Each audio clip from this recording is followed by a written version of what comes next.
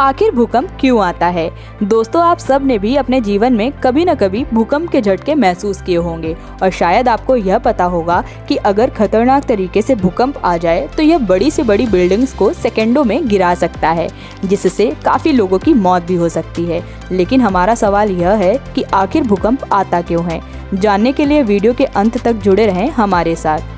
लेकिन इससे पहले कि वीडियो में आगे बढ़ें, अगर अभी तक आपने हमारे चैनल द इलॉजिकल लैंड को सब्सक्राइब नहीं किया है तो चैनल को सब्सक्राइब कर लें और बगल बनी बेल आइकन बटन को जरूर दबा दें ताकि लेटेस्ट वीडियोस की नोटिफिकेशन सबसे पहले आप तक पहुंच जाए। हमारी धरती कई सारे लेयर्स से मिलकर बनी हुई है, जिसमें सबसे अंदर वाली लेयर को कोर कहा जाता है।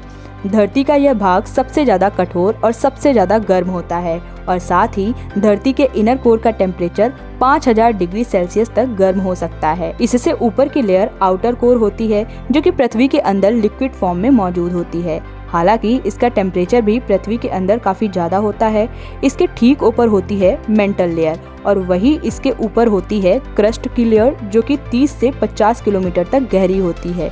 यहीं पर पेड़ पौधे, समुद्र और हम इंसान रहते हैं और यहीं पर हमारी धरती की पूरी दुनिया बसी हुई है। दोस्तों, शायद आपने यह भी सुना होगा कि हमारी पृथ्वी की टेक्टोनिक प्लेट्स लगातार मूव करती रहती हैं।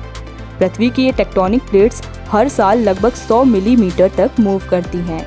ऐसे में जब भी हमारी धरती की टेक्टोनिक प्लेट्स मूव करती हैं, या तो ये एक दूसरे से अलग हो जाती हैं, टकरा जाती हैं या फिर रगड़ खाने लगती हैं और यही टेक्टोनिक प्लेट्स की मूवमेंट्स हमारी धरती पर भूकंप का कारण बनती है। तो आइए अब यह जान लेते हैं कि ये टेक्टोनिक प्लेट्स मूव क्यों करती हैं और आपस में क्यों टकराती हैं या रगड़ खाती हैं।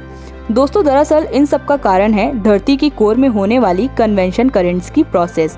तो आइए कन्वेंशन करंट्स की प्रोसेस को हम एक एग्जांपल के जरिए जान लेते हैं। दोस्तों, मान लीजिए कि किसी जार में हम पानी को गर्म करते हैं।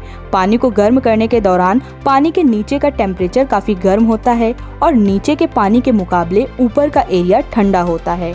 नीचे की सतह काफी गर्म होने के कारण वहाँ की डेंसिटी कम होने लगती है, जिसकी वजह से पानी के नीचे की जगह के सारे पार्टिकल्स कम डेंसिटी की वजह से ऊपर उठने लगते हैं।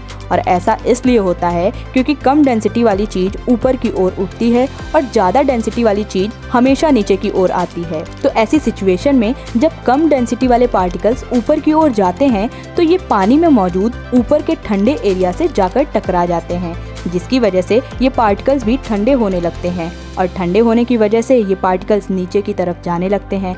बिल्कुल इसी तरह की प्रोसेस हमारी धरती के कोर में भी होती है। दरअसल इसका सारा खेल धरती के इनर कोर से शुरू होता है, जो कि क्रस्ट लेयर के मुकाबले काफी ज्यादा गर्म होता है। दरअसल धरती की कोर में बेहद ही गर्म पिघले हुए चट्टान का लावा कम डेंसिटी के कारण ऊपर की तरफ उठने लगता है और ऊपर उठते हुए ही ये मेंटल लेयर तक पहुंच जाता है, जिसके बाद वह पृथ्वी के ऊपरी लेयर क्रस्ट के निचले सरफेस से जा टकराता है।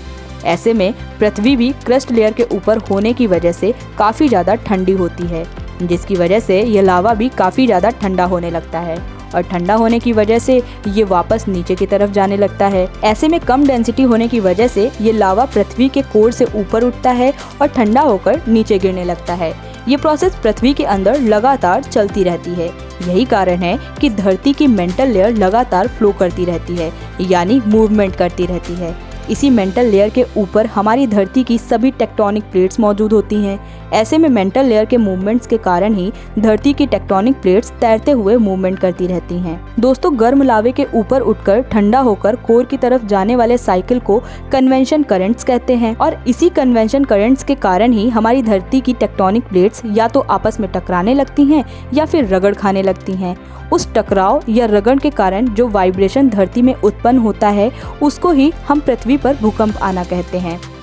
वहीं दो प्लेट्स के बीच की वह जगह जहां से भूकंप की तरंगें उठती हैं, उसी को भूकंप का केंद्र कहते हैं। भूकंप के इन तरंगों को रिक्टर स्केल की मदद से मापा जा सकता है और रिक्टर स्केल इन भूकंप की तरंगों को 1 से 9 नंबर के बेस तक मापता है। दोस्तों, रिक्टर स्केल में 1 से 5 नंबर के बीच में आने वाले भूकंप हल्के होते हैं और कम खतरनाक होते हैं। वहीं बात करें 2 या 2 से कम नंबर पर आने वाले भूकंप की, तो ये इतने हल्के होते हैं कि हमें भूकंप का एहसास भी नहीं होता है और वो आकर चला भी जाता है। वहीं अगर बात करें 5 से या 5 के ऊपर वाले नंबर की भूकंप की, तो ये काफ़ी ज़्यादा खतरनाक होते हैं। तो आज की वीडियो में बस इतना ही। उम्मीद करते हैं कि आज की ये वीडियो आपको पसंद आई होगी और आपको यह भी समझ आ गया होगा कि भूकंप क्यों और कैसे आता है। वीडियो अच्छा लगा हो तो लाइक करें, साथ ही साथ हमारे चैनल द इलॉजिकल लैंड को सब्सक्राइब करें। धन्यवाद।